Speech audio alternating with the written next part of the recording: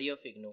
आपने संविधान पढ़ते टाइम संघीय शब्द तो सुना ही होगा, लेकिन फेडरल शब्द या संघीय शब्द भारतीय संविधान में हमें कहीं भी नज़र नहीं आता।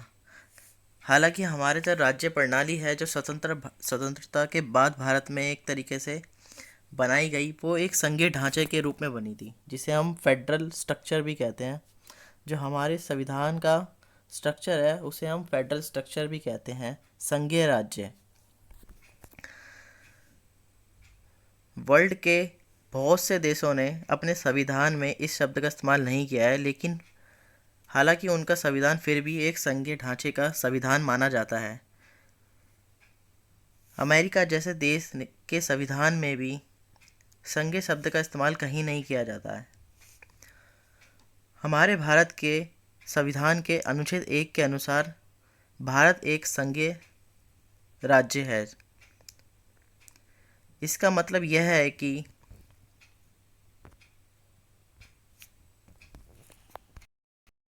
सरकार के दो रूप होते हैं, केंद्र और राज्य। सत्ता लिखित संविधान के द्वारा बटी होती है और इस सत्ता विभाजन पर स्वतंत्र विधायिका की एक पूरी तरह से नज़र होती है। तो इसको एक बार रीड आउट कर लेते हैं। प्रस्तावना: स्वतंत्र भारत में राज्य प्रणाली संघीय ढांचे फेडरल स्ट्रक्चर के रूप में उभरी थी। संघीय संविधान में संघीय शब्द हमें कहीं भी नहीं दिया गया है। संयुक्त राज्य अमेरिका यूएसए एक प्राचीनतम एक उच्च कोटि का संविधान माना जाता है। हालांकि इस देश के संविधान में भी संघीय शब्द का इस्तेमाल कहीं नहीं किया गया है। भारतीय संविधान के अनुच्छेद 1 के अनुसार भारत एक राज्य संघ है। उदाहरण के लिए संयुक्त राज्य अमेरिका, जैसा अभी हमने ऊपर देखा। तो संघीय राज्य होता क्या है? संघीय राज्य या राज्यों का संघ एक छोटे छोटे राज्यों को मिला के एक बड़ा राज्य बनाया जाता है, जिसे हम संघ कहते हैं। जैसे हमारा भारत है, इसमें 28 राज्य हैं वर्तमान में। वो 28 राज्य मिलकर ही एक संघ बनाते हैं, जिसे हम भारत कहते हैं।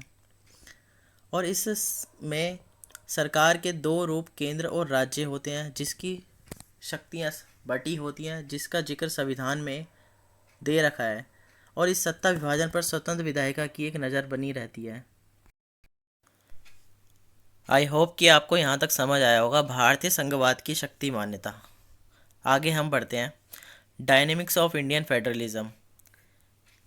इस स्लाइड में हम पहला पॉइंट डिस्कस करेंगे, ब्रिटिश भारत का सम्मेलन तथा प्रादेशिक विन्यास कैसे हुआ। स्वतंत्रता से पहले ब्रिटिशों ने कैसे कैसे छोटे छोटे राज्यों का सम्मेलन भारत में किया। स्टार्ट करते हैं। भारत सरकार अधिनियम 1935 से ब्रिटिश संप्रभुओं से सत्ता स्थानांतरण का सिद्धांत पर आधारित था। Principle of devolution of power. Bharat में जो रूल किया जाता था वो गवर्नर जनरल के माध्यम से किया जाता था, और गवर्नर जनरल को जो पावर मिलती थी वो ब्रिटिश संप्रभुओं से मिलती थी। ब्रिटिश जैसे कि वहाँ की रानी विक्टोरिया से, इंग्लैंड की महारानी से, जिसे हम ब्रिटिश संप्रभु कहते हैं। वर्तमान में अगर हम इस भारत सरकार अधिनियम 1935 की तुलना करें तो वो गलत होगा, क्योंकि आज के टाइम में या वर्तमान में हम कहें तो संप्रभुता निश्चित रूप से भारतीय जनता में ही निहित है, क्योंकि भारत एक लोकतांत्रिक देश है।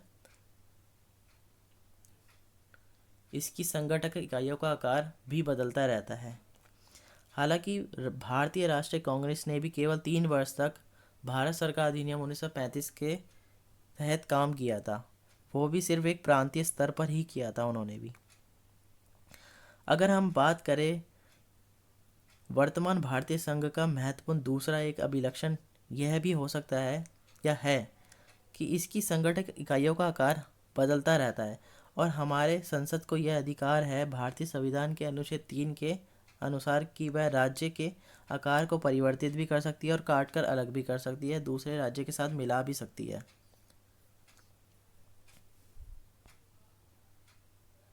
आगे बढ़ते हैं। ब्रिटिश भारत का सम्मेलन तथा प्रादेशिक विन्यास, annexation and territorial arrangement of British India. आज़ादी से पहले या स्वतंत्रता से पहले ब्रिटिश भारत में अलग अलग प्रांतों का सम्मेलन और प्रादेशिक विन्यास कैसे हुआ। तो ब्रिटेन की महारानी विक्टोरिया की 1858 वाली घोषणा हुई।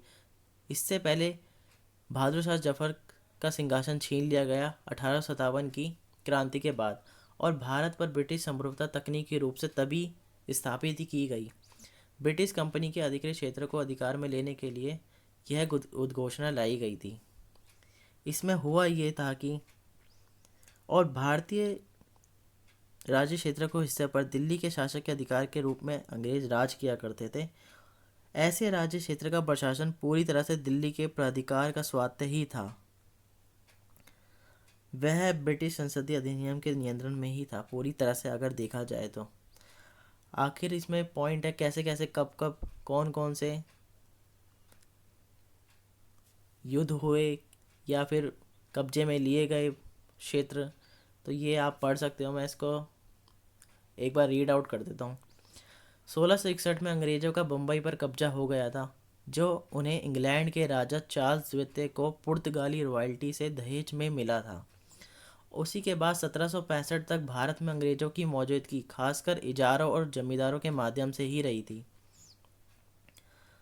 1765 में कंपनी को बादशाह आलम ने बंगाल सूबे की दीवानी मिल गई थी कि अब वो रेवेन्यू कलेक्ट कर सकता था बंगाल से।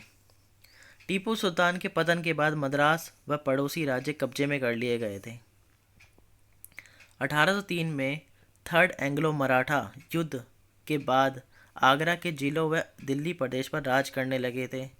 अब यहाँ 1803 में एंग्लो मराठा वॉर के बाद आगरा और दिल्ली तक ब्रिटिश भारत फैल चुका था। 1836 में अवध के नवाब से बनारस क्षेत्र से लिया गया, जो कि उत्तर पश्चिमी प्रांतों का निर्माण करने के लिए दिल्ली व आगरा के जीते हुए जिलों व प्रदेश के साथ मिला लिया गया। तो इस तरीके से उत्तर प्रदेश का हिस्सा भी दिल्ली के साथ मिला लिया गया था। नेक्स्ट हम आगे बात करें तो 1856 में अवध पर कब्जा कर लिया, उसे बंगाल में मिला लिया। इसका गठन मुख्य कमिश्नर प्रांत के रूप में कर लिया गया। जो वहाँ का प्रांत बनाया गया वो मुख्य कमिश्नर प्रांत में ऐड किया गया। मुख्य कमिश्नर प्रांत हम आगे समझेंगे क्या है। 1858 में दिल्ली पंजाब को हस्तांतरित कर दिया गया, दिल्ली में से एक पंजाब राज्य बना दिया गया। 1877 में अवध का विलय उत्तर पश्चिमी प्रांतों के साथ कर दिया गया। 1912 में दिल्ली को राज्य की राजधानी एवं एक मुख्य आयुक्त प्रांत के रूप में पंजाब से अलग कर दिया गया। ये यहाँ पर एक ऑफिशियली रूप से किया गया। 1826 में प्रथम एंग्लो बर्मा युद्ध के बाद कर लिया गया। सिंध 1842 में जीत लिया और पंजाब के सीमा क्षेत्र 1859 में। इसी बीच 1853 में हैदराबाद में बरार कब्जे में लिया गया और परंतु 1857 में निजाम की सेवाओं के बढ़ते में उसे लौटा दिया गया। 1861 में नागपुर के समाप्त होते ही भोसले मराठा राज्य और उत्तर पश्चिमी जिले से हस्तांतरित क्षेत्रों को मिलाकर केंद्रीय प्रांत का गठन किया गया। अब केंद्रीय प्रांत का गठन कब किया गया? 1861 में। ये एक इम्पोर्टेंट पॉइंट है। 1903 में निजाम से फिर बरार छोड़ने को कहा गया। अभी हमने ये पढ़ा था निजाम वाला पॉइंट ऊपर ही, पिछली स्लाइड में पढ़ा था। उसे केंद्रीय प्रांतों के मुख्य कमिश्नर प्रांत के साथ मिला लिया गया और जो कि 1861 में मराठा शासकों में से लेकर मिलाए गए क्षेत्रों में बनाया गया था। तो इधर निजाम वाला क्षेत्र और मराठा वाला क्षेत्र मिला दिया गया। 1856 में कब्जे में लिया गया अवध सबसे अंतिम समावेशन था। उसी के बाद हमने जो पॉइंट डिस्कस किया था, 1858 में रानी विक्टोरिया ने वादा किया कि भारतीय राज्यों के अब और अधिक क्षेत्र कब्जे में नहीं लिए जाएंगे। ये इधर राजाओं की बात कर रही है, जो राजाओं के क्षेत्र ब्रिटिशों ने कब्जे में लिए गए थे 1857 की क्रांति के बाद की घोषणा के बाद। 1886 में हालांकि बर्मा को अफगानिस्तान सीमा क्षेत्र के हिस्से के रूप में कब्जे में ले लिया गया। इसी के साथ अंग्रेजों का ध्यान भारतीय मुख्य भूमि की सरहदों पर भी किया। अब अंग्रेजों ने 1858 के बाद या 1886 के बाद सरहद बॉर्डर तक भी, भारत की जो बॉर्डर थी वहाँ की लैंड पर भी अब उन्हें समावेशन के लिए नज़र गई उनकी। 18 शताब्दी में उन्होंने हॉलैंड देशियों से छीनकर अंडमान व निकोबार द्वीप समूह पर कब्जा कर लिया और 1857 में उनका गठन एक मुख्य कमिश्नरशिप के रूप में किया गया। इसी के साथ 1886 तक बर्मा जो वर्तमान का म्यांमार है, उसे भी कब्जे में लिया गया था 1886 में। 1897 में द्वितीय एंग्लो अफगान युद्ध के बाद अफगानिस्तान से छीन कर राज्य क्षेत्र अपने हिस्से में मिला लिए गए और एक मुख्य कमिश्नर प्रांत के रूप में उनका गठन किया गया। लास्ट पॉइंट है हमारा इसका, 1901 में सीमांत क्षेत्र पंजाब से अलग कर दिए गए और एक मुख्य कमिश्नर के अधीन उत्तर पश्चिम सीमांत प्रांत का गठन किया गया। नामों के भ्रम से बचने के लिए उत्तर पश्चिम प्रांत एक अवध का नाम बदलकर आगरा एवं अवध संयुक्त प्रांत United province of Agra and Awadh कर दिया गया। सिखों से कश्मीर, जम्मू समेत क्षेत्र को कब्जे में लेकर तथापि अंग्रेजों ने उसे गुलाब सिंह को बेच दिया और वह एक राष्ट्रीय राज्य बन गया। ये सारी बातें आपके बुक में लिखी गई है, मैंने इसको सिर्फ थोड़ा समराइज करके पॉइंटों में यहाँ पे डिस्कस किया है। नेक्स्ट पॉइंट है हमारा ब्रिटिश साम्राज्य की आकारहीनता, कि ब्रिटिश साम्राज्य का आकार कैसे कैसे बढ़ा। तो इसका पहला पॉइंट है, हॉलैंड देशियों से सीलोन, जिसे हम वर्तमान का श्रीलंका कहते हैं, जीतकर अंग्रेजों ने 1803 तक उस पर मद्रास सूबे के एक हिस्से के रूप में शासन किया। 31 मार्च 1937 तक बर्मा पर ब्रिटिश भारत के हिस्से के रूप में राज किया गया, जिसके बाद वह एक अलग ताज उपनिवेश क्राउन कॉलोनी बन गया। इधर हम बर्मा की बात कर रहे हैं। एडेन का सुदूर अरब पोता युक्त नगर भी 1831 में अपने में मिलाकर बम्बई सूबे का एक हिस्सा और 1932 में ब्रिटिश भारत में एक मुख्य कमिश्नर प्रांत बना दिया गया, जो 1935 में एक ताज उपनिवेश के रूप में अलग कर दिया गया। इसी के बाद हम नेक्स्ट पॉइंट की बात करें तो 1947 में अंग्रेजों ने ब्रिटिश भारत की उत्तर पश्चिमी और उत्तर पूर्वी सरहदों को छोड़कर शेष भारत को उन 566 राष्ट्रीय राज्य व 2 जनजातीय क्षेत्र वसीयत में देकर भारत और पाकिस्तान में विभाजित कर दिया, जो दोनों में से किसी भी देश में शामिल होने के लिए स्वतंत्र थे। 554 राष्ट्रीय राज्य और उत्तर पूर्व में एक जनजातीय क्षेत्र स्वतंत्र भारत का हिस्सा बन गए। तो इस स्लाइड में हमने जाना कि हॉलैंड देशियों सीलोन, श्रीलंका को जीतकर अंग्रेजों ने 1803 तक उस पर मद्रास सूबे के एक हिस्से के रूप में शासन किया, बर्मा पर ब्रिटिश भारत के एक हिस्से के रूप में राज किया और एडन का सुदूर अरब पोता को बम्बई सूबे का एक हिस्सा बना दिया गया। 1932 में ब्रिटिश भारत में एक मुख्य कमिश्नर प्रांत बनाया, जो 1935 में एक ताज उपनिवेश से अलग कर दिया गया। 1947 में भारत का विभाजन हुआ, जिसमें 566 राष्ट्रीय राज्य और 2 जनजातीय क्षेत्र थे। और नेक्स्ट पॉइंट था हमारा लास्ट, 554 राष्ट्रीय राज्य और उत्तर पूर्व में एक जनजातीय क्षेत्र स्वतंत्र भारत का हिस्सा बनाया गया था। इसके बाद महाद्वीप में छोटे फ्रांसीसी या पुर्तगाली उपनिवेश अधिकृत क्षेत्र पर भारत में शामिल हुए। 1974 में सिक्किम ब्रिटिश काल से ही एक अधीन राष्ट्रीय भारत में शामिल हो गया। तो भारत में सिक्किम कब शामिल हुआ था? 1974 में। ब्रिटिश भारत की बाहरी सीमाएं कभी भी स्पष्टता सीमांकित नहीं रही। 1902 में अंग्रेजों ने उनके बीच पड़ने वाली जनजातीय क्षेत्र को विभक्त करती अफगानिस्तान के साथ लगी एक डोनट लाइन को लागू कर दिया। अफगानिस्तान ने इस सीमा को कभी भी स्वीकार नहीं किया, कभी भी उसने सही नहीं माना कि यह लाइन एग्जैक्ट लाइन है जो अंग्रेजों ने बनाई थी। 1914 में उन्होंने तिब्बत से लगती उत्तर पूर्वी सीमाओं पर मैकमोहन लाइन बनाई, जो आज भी वर्तमान में मौजूद है, जिस पर विवाद चलते रहे हैं। स्वतंत्रता मिलने के बाद पाकिस्तान डोनट लाइन पर अफगानिस्तान के साथ समस्या झेल रहा है, जैसा मैंने अभी पर डिस्कस किया था, और मैकमोहन लाइन पर भारत चीन के साथ।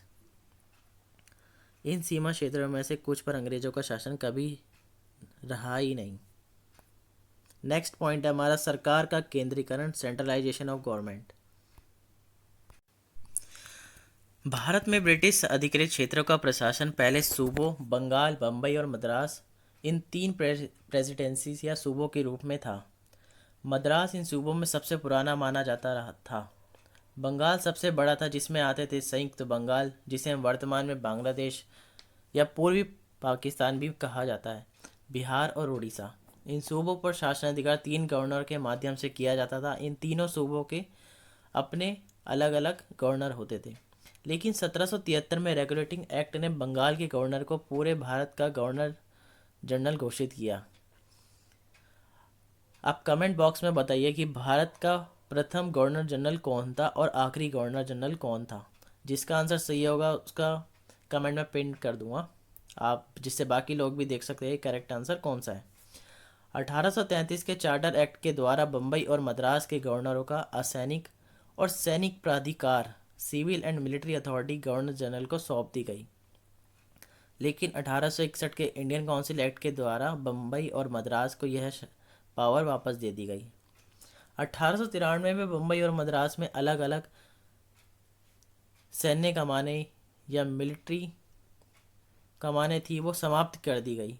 1853 में गवर्नर जनरल से बंगाल से सीधे प्रशासन को लेकर बंगाल के लिए एक लेफ्टिनेंट गवर्नर या छोटा लॉर्ड नियुक्त किया गया। उस लेफ्टिनेंट गवर्नर को छोटा लॉर्ड भी कहा जाता था, जो 1853 में बंगाल से सीधे प्रशासन के लिए नियुक्त किया गया था। नेक्स्ट है हमारा 19वीं सदी के मोड़ पर लॉर्ड कर्जन ने गवर्नर जनरल के हाथों में काफ़ी शक्ति दे दी थी। लॉर्ड कर्जन ने गवर्नर जनरल के हाथों में काफ़ी शक्तियाँ दे दी थी। 1909 में मॉडलो मिंटो सुधारों का सूत्रपात एक विकेंद्रीकरण करती प्रवृत्ति के रूप में हुआ, जो कि 1912 में डिसेंट्रलाइजेशन कमीशन की रिपोर्ट में पक्की हुई, जिसे हम विकेंद्रीकरण आयोग भी कहते हैं।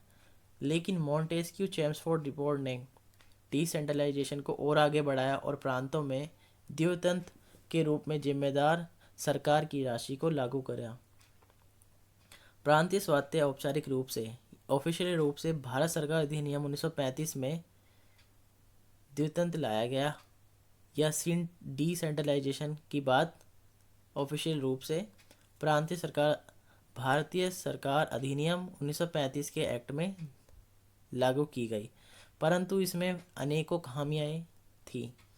अंग्रेज ब्रिटिश भारत का प्रशासन गवर्नर जनरल के अधीन 3 प्रकार के प्राधिकरणों की मदद से चलाते थे। यह पॉइंट एक इम्पॉर्टेंट पॉइंट है, इसलिए मैंने इसको थोड़ा अच्छे से डिस्क्राइब करा है यहाँ पे तरीके से। गवर्नर जनरल के अधिकाराधीन काम करने वाले मुख्य प्रांतों के लिए ब्रिटिश ताज द्वारा नियुक्त गवर्नर होते थे, लेफ्टिनेंट गवर्नर होते थे, मुख्य कमिश्नर होते थे और राजनीतिक अभिकर्ता होते थे। तो जो गवर्नर जनरल के अधिकारहीन काम करने वाले मुख्य प्रांतों के लिए ब्रिटिश ताज द्वारा नियुक्त होते थे गवर्नर होते थे। गवर्नर जनरल के द्वारा लेफ्टिनेंट गवर्नर नियुक्त होते थे और पिछड़े हुए विशेष क्षेत्रों के लिए मुख्य कमिश्नर होते थे नियुक्त, तो गवर्नर जनरल के द्वारा ही होते थे, लेकिन उन्हें राज कर्मचारियों से अधिक शायद ही समझा जाता था।